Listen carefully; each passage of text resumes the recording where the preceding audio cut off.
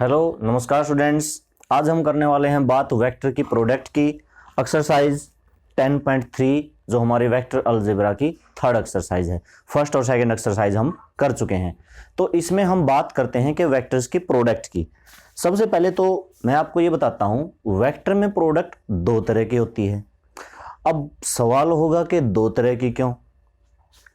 Vector में जब कोई एक वेक्टर ए वेक्टर है और जब कोई एक वेक्टर बी वेक्टर है, इनकी प्रोडक्ट को दो तरह से हम डिफाइन करते हैं, ए डॉट बी और ए क्रॉस बी। यानी कि यहां पर डॉट और क्रॉस का मतलब सेम नहीं होता। हम देखो छोटी क्लासेज में ऐसे लिख देते हैं 3x5 और 3x5, मतलब बात एक ही है। 3x5 ब्रैकेट मान लो, ये भी 15 हो गया, ये भी 15 हो गया। दोनों का मतलब एक ही बनता है नंबर में, स्केलर में, लेकिन वेक्टर में नहीं। स्केलर में मतलब एक ही है लेकिन वेक्टर में नहीं। अब सवाल होता है कि दो तरह की प्रोडक्ट ही क्यों? देखो, एक फार्मूला होता है, पहले भी आया था, वर्क डन का। वर्क का फार्मूला क्या होता है? Force multiply displacement. और एक फार्मूला होता है टॉर्क का। टॉर्क जिसको हम टाउ, ये वाला सिंबल आप लगाते होगे, टाउ, ये वाला क्या होता है? फोर्स मल्टीप्लाई में परपेंडिकुलर डिस्टेंस, परपेंडिकुलर डिस्प्लेसमेंट। तो इसको क्या लिखते हैं? वैसे तो चलो परपेंडिकुलर डिस्प्लेसमेंट ही लिखते हैं। और ये भी क्या होता है?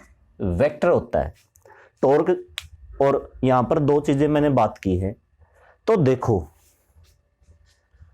फोर्स एक वेक्टर है, डिस्प्लेसमेंट एक वेक्टर है, दोनों की गुणा आई वर्क। वर्क वेक्टर नहीं है, वर्क वेक्टर नहीं है, वर्क की कोई डायरेक्शन नहीं है। फोर्स एक वेक्टर है, परपेंडिकुलर डिस्प्लेसमेंट एक वेक्टर होता है, उनकी मल्टीप्लाई आई टॉर्क, टॉर्क भी एक वेक्टर है। यानी कि जरूरी नहीं है कि वेक्टर वेक्टर की गुणा वेक्टर आए, स्केलर भी आ सकती है। वेक्टर वेक्टर की गुणा क्या आ सकती है? स्केलर भी आ सकती है। और वेक्टर वेक्टर की गुणा क्या आ सकती है? वेक्टर भी आ सकती है। वेक्टर गुणा vector is equal to scalar भी हो सकता है, वेक्टर गुणा vector is equal to vector भी हो सकता है। दो चीजें हैं, इसीलिए दो तरह की गुणा करने की जरूरत पड़ी। तो जैसे जब साइन, मतलब ये हमारे फिजिक्स में जब इनको अलग अलग किया जा रहा था, इनकी कैरेक्टरिस्टिक देखी जा रही थी, किन किन चीजों की मैग्नीट्यूड है उनको स्केलर में रख दो, किन किन चीजों की डायरेक्शन भी है उनको वेक्टर में रख दो। फिर वेक्टर में भी ये सवाल हुआ कि दो तरह की चीजें हैं, वेक्टर वेक्टर की गुणा वेक्टर भी आ रही है, वेक्टर वेक्टर की गुणा स्केलर भी आ रही है, तो क्या करें? तो दो तरह की अलग अलग इनकी डेफिनेशन बनाई। अब देखो, आज हम क्रॉस प्रोडक्ट नहीं पढ़ेंगे, आज हम पढ़ेंगे डॉट प्रोडक्ट। एक्सरसाइज 10.3 में हमें करनी है डॉट प्रोडक्ट। और ए डॉट बी का फार्मूला याद रखना। ए डॉट बी का फार्मूला होता है magnitude of A magnitude of B into में कोस थीटा। ठीक है। अब इनका बेसिक क्योंकि वेक्टर तो ऐसे दिए होते हैं ना नोटेशन के 2i + 4j + 6k, तो b क्या हो जाएगा? b इज इक्वल टू, जैसे मान लो 3i - 2j + k। अब अगर हमें a डॉट b करनी हो तो हमें सिंपल क्या करना है? 2 × 3 6, 4 × -2 -8, 6 × 1 6, 6 6 12 - 8 4 आ गया। ij के खत्म कर दो, i के कोफिशिएंट की i के कोफिशिएंट के साथ गुणा। ऐसा नहीं है कि i की i से i² हो गई, नहीं। 2 × 3, 4 × -2, 6 × 1, सिर्फ कोफिशिएंट और आ गया 4। तो हमारे पास क्या आ गया? a dot B. इसको हम क्या कहते हैं? इस प्रोडक्ट का नाम है, या तो आप कह सकते हो डॉट प्रोडक्ट, या आप कह सकते हो स्केलर प्रोडक्ट। डॉट क्यों? क्योंकि इसको डॉट से डिनोट किया गया। स्केलर क्यों? क्योंकि वेक्टर वेक्टर की गुणा स्केलर आती है। जो दूसरी है उसको या तो क्रॉस प्रोडक्ट कहते हैं या वेक्टर प्रोडक्ट कहते हैं। वेक्टर क्यों? क्योंकि वेक्टर वेक्टर की गुणा वेक्टर आती है। तो क्रॉस प्रोडक्ट का दूसरा नाम वेक्टर प्रोडक्ट, डॉट प्रोडक्ट का दूसरा नाम स्केलर प्रोडक्ट। ठीक है। ये होती कैसे है अभी मैं बताता हूं कि ये किस तरह से होती है। वैसे हमें जरूरत तो नहीं है, हमें जरूरत नहीं है, ठीक है, फिर भी एक बताते हैं। ये वेक्टर ए हो गया, ये वेक्टर बी हो गया। अब उससे पहले हमें कंपोनेंट की बात की थी। कंपोनेंट कंपोनेंट क्या होता है, बी वेक्टर का कंपोनेंट क्या होता है, अलोंग एक्स एक्सिस की बात करें तो बी कोस थीटा, और वाई एक्सिस के अलोंग बात करें तो बी साइन थीटा। ठीक है, अब मुझे बी की ए से गुणा करनी है। बी की ए से जब हम गुणा करते हैं तो क्या होता है, बी का यहां पर प्रोजेक्शन लिया जाता है, यहां से इसके ऊपर परपेंडिकुलर ले लिया, ये ट्राइंगल मैंने ए बी सी मान ली। अब मान लो ए बी बाय में ए सी, हालांकि वेक्टर तो ये है, ए मान लो ये एक्स है, ठीक है, ए वेक्टर क्या है। अब अगर मैं इसमें ए बी बाय ए सी कर दूं तो क्या बनेगा, कोस थीटा बनेगा, ये एंगल मान लो थीटा है, ए सी उधर चला जाएगा, A B is equal to A C cos theta. ठीक है, और ए सी क्या है, बी वेक्टर है, ए सी क्या है, बी वेक्टर का मैग्नीट्यूड है इनटू में कोस थीटा। ये मेरा क्या आ गया, ए बी आ गया, ये मेरा क्या आ गया, ए बी आ गया, और ए एक्स क्या था, ए था, ए एक्स क्या था, ए वेक्टर का मैग्नीट्यूड था, ए एक्स क्या था, ए वेक्टर का मैग्नीट्यूड था, और ए बी क्या है, बी वेक्टर का मैग्नीट्यूड इनटू में कोस थीटा है। दोनों की गुणा कर दो तो क्या बनता है, ए वेक्टर बी वेक्टर और इनटू में कोस थीटा। ये इसको हमने नाम दिया डॉट प्रोडक्ट। जब इनकी प्रोडक्ट कर रहे थे तो एक चीज और देखी कि ऐसा क्यों हो रहा है, क्यों वेक्टर वेक्टर की गुणा वेक्टर आ रही है, वेक्टर वेक्टर की गुणा स्केलर आ रही है। जब दो वेक्टर की डायरेक्शन सेम हो जाती है तो उनकी गुणा स्केलर आती है, और जब दो वेक्टर आपस में परपेंडिकुलर होते हैं तो उनकी गुणा वेक्टर आती है। थोड़ा सा ये है, दो वेक्टर की गुणा जब एक डायरेक्शन में हो जाती है, जैसे कि देखो यहां पर मैंने बी का एक कंपोनेंट निकाला, किसकी, बी कोस थीटा, तो यहां पर ये जो चीज आई ना, ये dot product I, dot product I. यहां पर अगर इनकी गुणा करोगे ना तो वेक्टर वेक्टर जैसे वर्क डन में होता है ना, फोर्स इधर लगा रहे हैं, डिस्प्लेसमेंट भी उधर ही हो रही है, इसलिए फोर्स और डिस्प्लेसमेंट की डायरेक्शन बिल्कुल सेम है। देखो मैंने किसी चीज पर फोर्स लगाया तो वो अगर यहां पर मेरे सामने कोई चीज है और फोर्स लगाऊंगा तो वो उसी डायरेक्शन में डिस्प्लेसमेंट होगी जिस तरफ मैं फोर्स लगाऊंगा। अगर मैं इस तरफ फोर्स लगाऊंगा तो इस डायरेक्शन में डिस्प्लेस हो जाएगी। कहने का मतलब फोर्स और डिस्प्लेसमेंट की डायरेक्शन सेम थी, इसलिए वर्क डन कांस्टेंट था, स्केलर था। ठीक है, जब दो वेक्टर एक डायरेक्शन में काम करते हैं तो उनकी गुणा स्केलर आती है, इसलिए उस का क्या नाम दिया हमने, डॉट प्रोडक्ट या स्केलर प्रोडक्ट। टॉर्क का मैंने फार्मूला लिखवाया था, टॉर्क। टॉर्क क्या होता है, आप दरवाजे के हैंडल को पकड़ते हो, खींचते हो, ठीक है, दरवाजे के हैंडल को पकड़ते हैं, खींचते हैं, ये हो गई चौखट, ये हो गया दरवाजा, यहां पर लगा है, या मान लो खिड़की है, इसको पकड़ेंगे, खींचेंगे, फोर्स मैंने किस डायरेक्शन में लगाई, इस डायरेक्शन में। ये जुड़े होने की वजह से इस कुंडी की यहां से परपेंडिकुलर जो डिस्टेंस होती है वो यहां पर वेक्टर लिया जाता है, दूसरा वेक्टर ये लिया जाता है। तो देखो मैं दरवाजे के जो इसकी परपेंडिकुलर डिस्टेंस है उसके बिल्कुल परपेंडिकुलर फोर्स लगा रहा हूं। दरवाजे की वेक्टर में तो मतलब पकड़ के इस तरह से तो नहीं खींचता, अगर इस तरह से खींचूंगा तो कुछ भी नहीं होगा, तो वेक्टर को परपेंडिकुलर, और इसलिए ये इसका जो निकल के आता है वो टॉर्क निकल के आता है। यहां पर जो दो वेक्टर काम करते हैं वो एक दूसरे के परपेंडिकुलर काम करते हैं, यहां पर जो दो वेक्टर काम करते हैं एक दूसरे के परपेंडिकुलर काम करते हैं। ठीक है, थोड़ा सा ये चीज है, इसको थोड़ा सा, वैसे हमें इसमें मैथ में इसमें कोई काम नहीं है, आपने फिजिक्स में बहुत सारा इसका यूज होता होगा, लेकिन मैथ में तो हम क्या करेंगे, बस आप ये डॉट प्रोडक्ट करने का तरीका सीख लो, साथ ही साथ फार्मूला सीख लो। यहां पर एक दो बातें हैं, क्या बातें हैं, अगर मान लो ये थीटा 90 डिग्री हो जाए, अगर मान लो ये थीटा 90 डिग्री हो जाए तो कोस 90 डिग्री क्या हो जाता है, 0, तो ये सारा क्या हो जाएगा, ए डॉट भी क्या हो जाएगा, 0।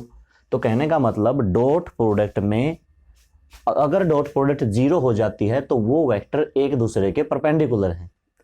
अगर दो वेक्टर की प्रोडक्ट 0 हो जाती है तो एक दूसरे के परपेंडिकुलर है। अभी हम एक्सरसाइज शुरू करते हैं। एक्सरसाइज 10.3 हमने करनी है। फर्स्ट क्वेश्चन है find the angle between the two vectors A and B. बस आपको एक ही फार्मूला याद रखना है, A dot B is equal to A का मैग्नीट्यूड बी का मैग्नीट्यूड इनटू में कोस थीटा, कोस थीटा से यहां से वैल्यू निकल के आती है, cos theta is equal to A dot B by A vector का मैग्नीट्यूड बी वेक्टर का मैग्नीट्यूड। ए और मैग्नीट्यूड को बी में बाय में कर दें तो कोस थीटा यहां से निकल के आता है। तो आगे हम करते हैं find the angle between two vector A and be with magnitude √3। इसका मतलब क्वेश्चन नंबर 1 में ए के मैग्नीट्यूड कितना दे रखा है √3, बी का मैग्नीट्यूड कितना दे रखा है 2, और इनकी डॉट प्रोडक्ट कितनी दे रखी है √6। एंगल निकालना है, कोस थीटा का formula A dot B, A vector dot B vector, A vector का मैग्नीट्यूड बी वेक्टर का मैग्नीट्यूड √6 √3 इंटू में 2। मैं यहां पर अगर रैशनलाइज कर दूं या रैशनलाइज ना करें तो √6 को क्या ले सकते हैं √3 मल्टीप्लाई √2 बाय में √3, 2 को क्या ले सकते हैं √2 मल्टीप्लाई में √2, तो ये वाला भी कैंसिल, ये वाला भी कैंसिल, क्या आया 1/√2। तो cos theta is equal to 1/√2 मतलब theta is equal to π/4। Question number 2, theta हमने निकालना था π/4। Find the angle between the vector, यही चीज है। सेकंड समय क्या दे रखा है, इन वेक्टर को मान लो let A vector is equal to I - 2j + 3k। दूसरे वेक्टर को b मान लो 3i - 2j + k। A vector का मैग्नीट्यूड हमने पिछले एक्सरसाइज में देखा था, आयोटा i के कोफिशिएंट का स्क्वायर प्लस में -2 का स्क्वायर प्लस में 3 का square 9 is equal to √14। B का मैग्नीट्यूड हमने इसी तरीके से निकालेंगे, 3 का स्क्वायर 9 -2 का स्क्वायर 4 1 का स्क्वायर 1, ये भी √14। अब हम करते हैं ए डॉट बी, आयोटा के आई के कोफिशिएंट की आई के कोफिशिएंट के साथ, -2 की -2 के साथ, 3 की 1 के साथ, ये हो गया 10। नाउ अब हम लगाते हैं कोस थीटा का फार्मूला। कोस थीटा होता है ए डॉट बी बाय में ए का मैग्नीट्यूड बी का magnitude is equal to 10 by में √14 यानी कि 10 बाय में 14 यानी कि 5/7। तो कोस थीटा आता है 5/7, थीटा को उधर ले जाओ तो थीटा हो गया कोस इनवर्स 5/7। ये था हमारा क्वेश्चन नंबर 2। क्वेश्चन नंबर 3 है, 3 में लेट इन वेक्टर को मैंने नाम दिया, ए वेक्टर को मैंने नाम दिया I - j और दूसरा वेक्टर जो था मैंने बी माना I + j।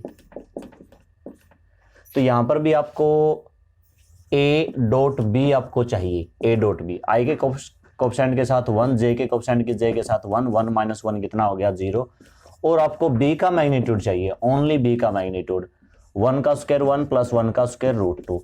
ये जो प्रोजेक्शन का फार्मूला है ये और आप याद करो, projection of A on B is equal to A dot B by में बी का मैग्नीट्यूड। प्रोजेक्शन में केवल और केवल बी का मैग्नीट्यूड आता है, ठीक है, is equal to A dot B 0 है बाय में √2 इज इक्वल टू 0। इसका आंसर हो गया।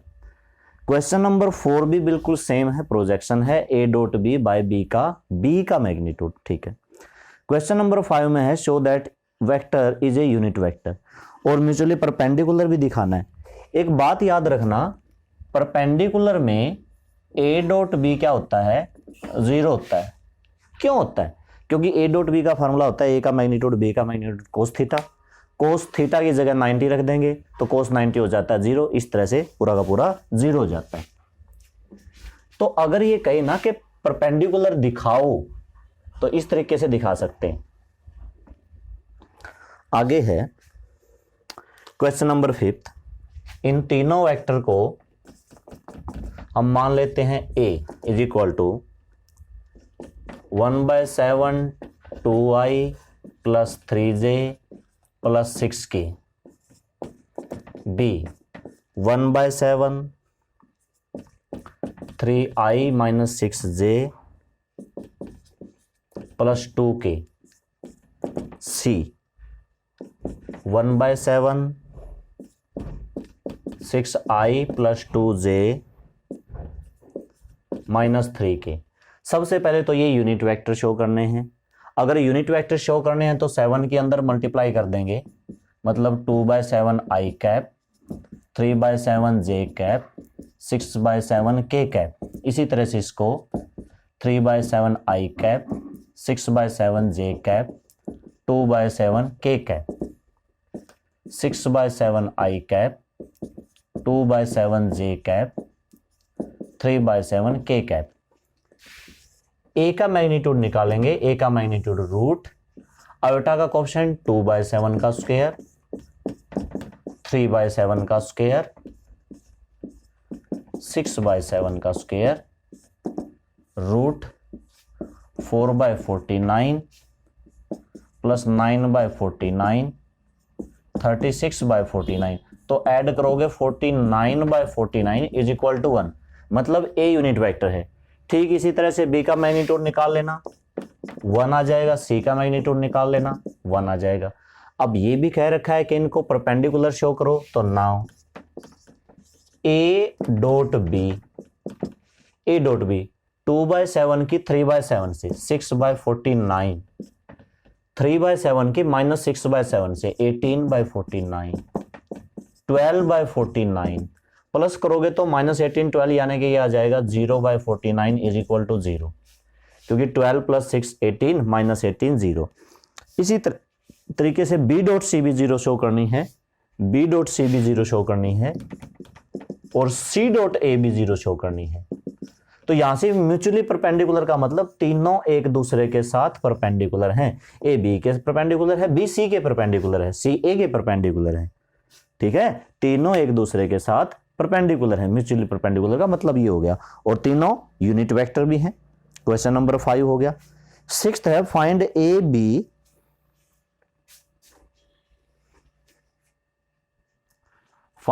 B question number 6, A plus B,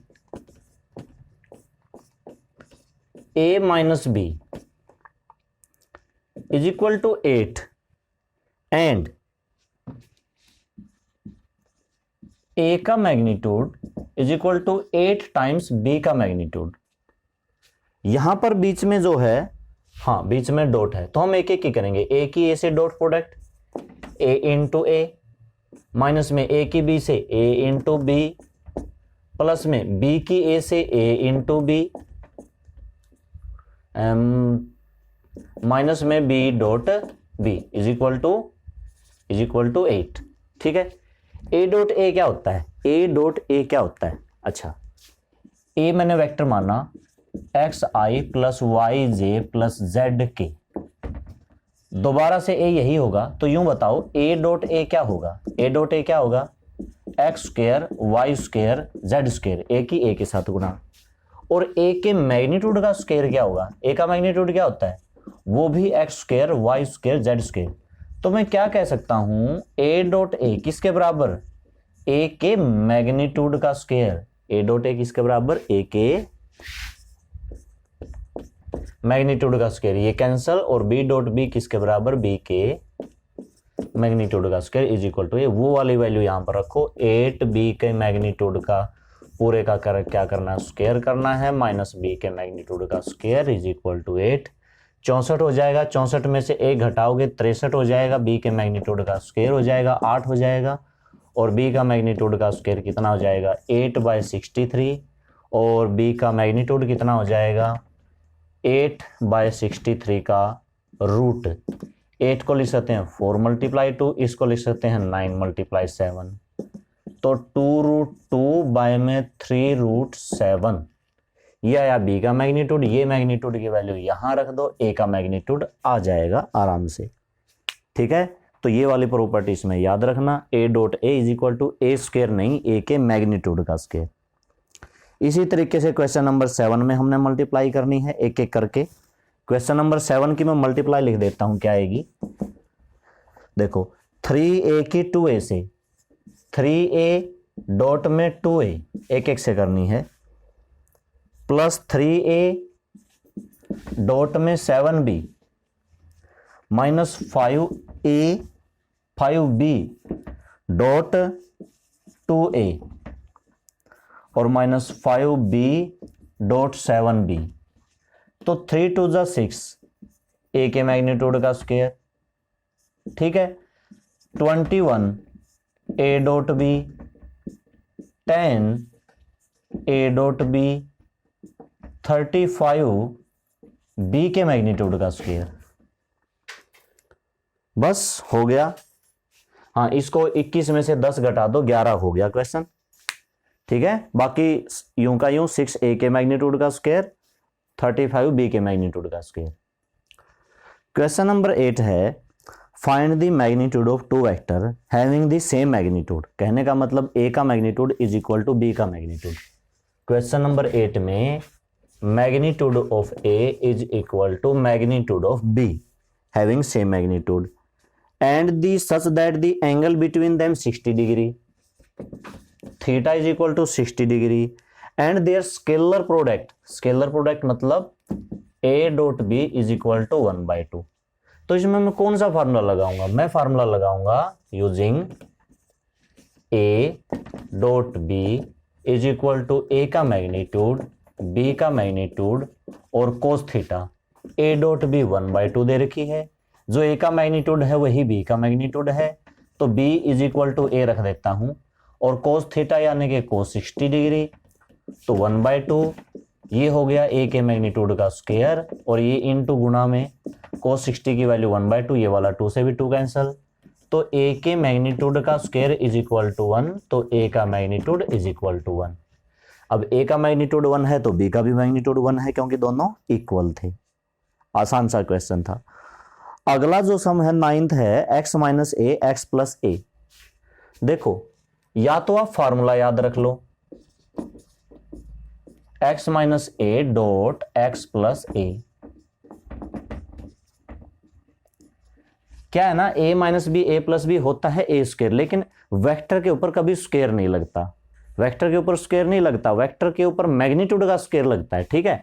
तो जब इनकी गुणा की जाएगी ना, ये क्या बन जाएगा, a के x का मैग्नीट्यूड का स्क्वायर और a के मैग्नीट्यूड का स्क्वायर इज इक्वल टू 12, ठीक है ना। क्योंकि a डॉट ए स्क्वायर नहीं होता, a dot A magnitude a का स्क्वायर होता है।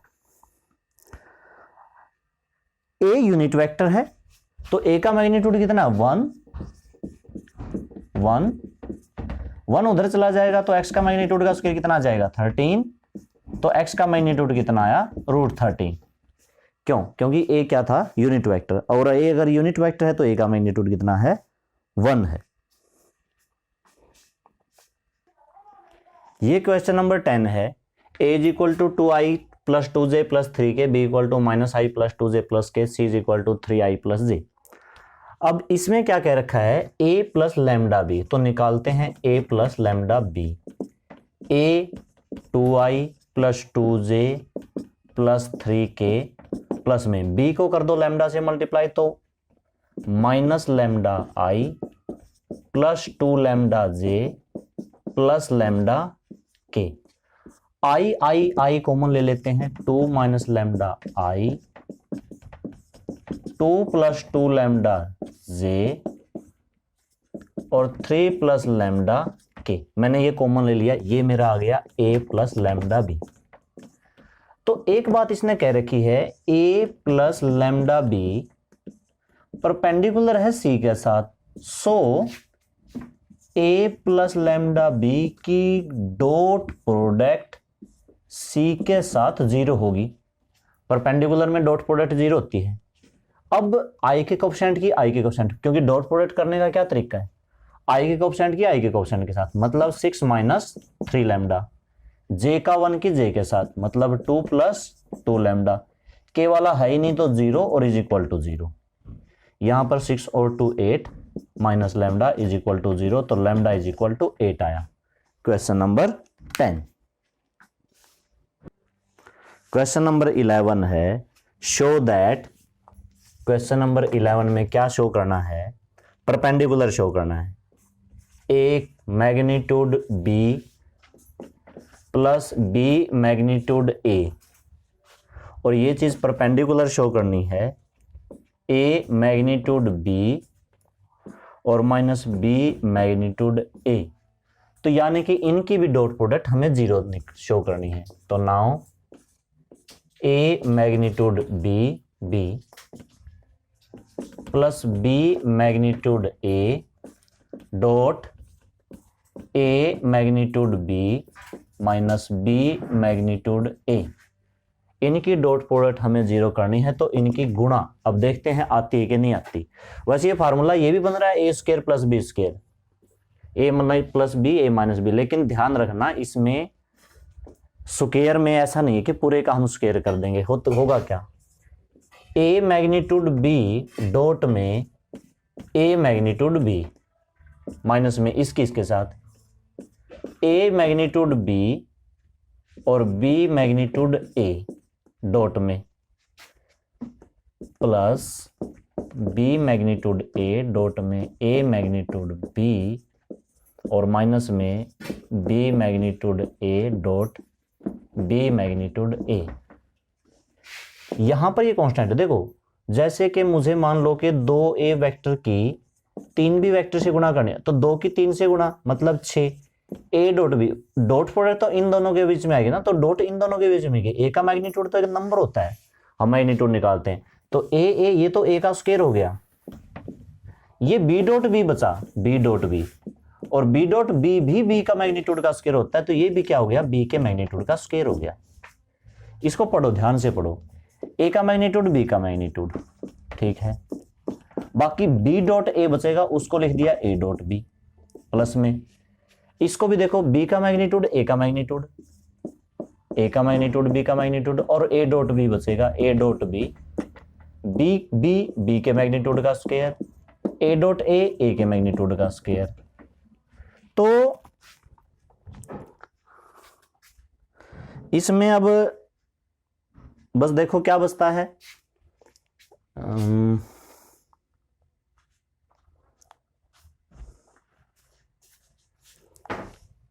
देखो सीधा सा है, ये जो शुरू वाली चीज है ये इससे कट रही है, आगे पीछे है, और ये वाली चीज इससे कट रही है, तो पूरा का पूरा आंसर क्या आ गया, इज इक्वल टू 0। यही हमने शो करना था 11th सम में। 12th सम क्या है, 12th सम है if a dot a is equal to 0 and a dot b is equal to 0 then what can you calculate. देखो क्या कह रहा है, a dot a is equal to 0, a dot a is equal to 0, किसी भी vector की खुद के साथ डॉट प्रोडक्ट 0 तभी आती है जब वो वेक्टर 0 हो, यानी कि a वेक्टर तो 0 है, कंफर्म है, पक्का है। अब एक चीज और लिख रखी है इसने कि a dot b 0, a dot b is equal to 0। अब हमें a तो पक्का कंफर्म है कि 0 है, b अगर 0 ना भी हो, b चाहे ना भी हो, b can not be any vector, अगर b 0 नहीं भी होगा तो भी a डॉट b क्या आएगी, 0 आएगी। तो b के बारे में क्या कहेंगे, b तो कुछ भी हो सकता है, 0 हो भी सकता है, नहीं भी हो सकता। 13 सम है if a b c are unit vector, a plus b plus c is equal to 0, find the value of a dot b b dot c c dot a। 13 sum देखो, क्वेश्चन नंबर 13 है, क्या दे रखा है, a plus b plus c is equal to 0। अगर a plus b plus c is equal to 0 है तो a plus b plus c का magnitude भी 0 होगा। अब अगर इसका कर दिया मैंने square, a plus b plus c के मैग्नीट्यूड का क्या कर दिया मैंने स्क्वायर, स्क्वायर खोलेंगे, वैसे ये 0 होगा, स्क्वायर खोलेंगे तो कैसे खोलोगे, क्योंकि देखो a के मैग्नीट्यूड का square is equal to a dot a होता है। तो मैं यहां पर क्या कर सकता हूं, अगर इसका स्क्वायर खोलना है तो आपको फार्मूला याद रखना चाहिए, a का स्क्वायर फार्मूला होता है प्लस b के मैग्नीट्यूड का स्क्वायर प्लस c के मैग्नीट्यूड का स्क्वायर प्लस में 2ab a dot b plus में 2ac a dot c plus में 2bc b डॉट c और इज इक्वल टू 0 इसने दे रखा है। ए यूनिट वेक्टर है 1, बी यूनिट वेक्टर है 1, सी यूनिट वेक्टर है 1, 2 लिया common, A dot B dot C, पहले वो वाला लिख लिया, प्लस में ए डॉट सी या सी डॉट ए, क्वेश्चन में लिख रखा है सी डॉट ए, तो सी डॉट ए ही लिखना, इज इक्वल टू 0, इसको यहां रख लो, पहले 1 + 1 + 3 को उधर ले जाओ और फिर 2 बाय में, तो इसकी वैल्यू कितनी आ जाएगी -3/2। ठीक है, ये या तो आप ऐसे कर सकते हो, वरना आपको क्या लिखना पड़ेगा, a + b + c का जो मैग्नीट्यूड का स्क्वायर है उसको आप लिखना पड़ेगा a + b + c डॉट में a + b + c is equal to 0। अब आपको बारी बारी से एक एक की डॉट प्रोडक्ट करनी है, a dot a plus a dot b plus a dot c plus b dot a plus b dot b plus b dot c plus c dot a plus c dot b और plus c dot c is equal to 0। c dot c c का square, b dot c b का square, a dot c a का square, ab 2ab जो मैंने direct लिख दिया था, ac ca 2ac और bc cb 2bc जो मैंने डायरेक्ट लिखा था। आप उस तरीके से कर लेना या इस तरीके से। 14 सम है, if either vector a is equal to 0 और b is equal to 0 then a dot b is equal to 0 होता है। बिल्कुल सही है कि a वेक्टर अगर 0 है, b वेक्टर 0 है या उनमें से कोई एक है, आइदर और लिख रखा है, तो मतलब उनकी डॉट प्रोडक्ट 0 होती है। बट अगर मैं मान लूं a एक नॉन जीरो वेक्टर मैंने मान लिया, क्या मान लिया, 2i + 3j, मान लो दो ही में मान लेते हैं, 2i - 3j, और b मैंने मान लिया 3i - 2j। अब करके देखते हैं, यहां पर मैंने मान लिया प्लस, अब करके देखते हैं a डॉट b, 2 3 जा 6, 3 2 जा 6, 6 - 6 0, a डॉट b 0 आती है, जबकि ना तो a 0 है ना b 0 है। तो ऐसा भी हो सकता है कि a 0 ना हो, b 0 ना हो और फिर भी a dot b is equal to 0 आ जाए, और ऐसा भी हो सकता है कि a 0 हो या b 0 फिर भी a डॉट b 0 आ जाए। तो कन्वर्स नीड नॉट, हमें एग्जाम्पल देना था, अपनी तरफ से अपने दिमाग से सोच के कोई भी एग्जाम्पल दे देना। मैंने, मेरे दिमाग में यही आया, मैंने लिखवा दिया, आप कोई और दे देना अपनी मर्जी से। एट प्रेजेंट पेपर में आता है, आपको जो भी दिमाग में आएगा आप याद थोड़े रखोगे। ठीक है, 15th क्वेश्चन है, vertices of the triangle ABC इसने दे रखे हैं, एंगल निकालना है। अब देखो, अगर ट्राइंगल दे रखी है क्वेश्चन नंबर 15th में, ABC एक ट्राइंगल दे रखी है, A पॉइंट है 1 2 3, B पॉइंट है -1 0 0, C पॉइंट है 0 1 2। एंगल कौन सा निकालना है, एंगल निकालना है B, यानी कि ये वाला। अगर ये वाला निकालना है तो आपको BC वेक्टर निकालना पड़ेगा, BA वेक्टर निकालना पड़ेगा। ये जो पॉइंट दे रखे हैं, ये क्या दे रखे हैं, ये पोजीशन वेक्टर होते हैं। पॉइंट के साथ अगर हम IJ लगा देते हैं तो वो पोजीशन वेक्टर होता है, पिछली वीडियो में बता चुके हैं। तो position vector of A I + 2j + 3k, point के साथ क्या लगा दो, IJ। Position vector of B -i, बस एक ही बना। Position vector of C j + 2k, क्योंकि i तो 0 है। अब हमें दो चीज निकालनी है, एक तो BA, जब BA निकालोगे तो A में से B घटाना पड़ेगा, A में से B घटाना पड़ेगा, मतलब 2i + 2j + 3k, और एक निकालना है BC, C में से B माइनस करना पड़ेगा, तो i + j + 2k। मैंने डायरेक्ट लिख दिया है, आप कर लेना। अब हमें क्या निकालना है, cos थीटा का फार्मूला निकालना है। तो देखो ऊपर क्या होती है, BA dot BC, A dot B, by में BA का मैग्नीट्यूड और BC का मैग्नीट्यूड। तो ऊपर करवा देते हैं डॉट प्रोडक्ट, B की A से मतलब 2 + 2 + 6, BA का मैग्नीट्यूड कितना आएगा, √4 + 4 + 9, BC का मैग्नीट्यूड कितना आएगा, 1 + 1 + 6।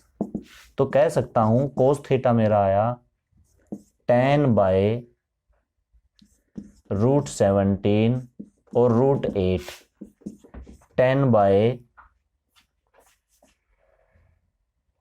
BA हमने कर दिया, साइड हमने BA निकालनी थी,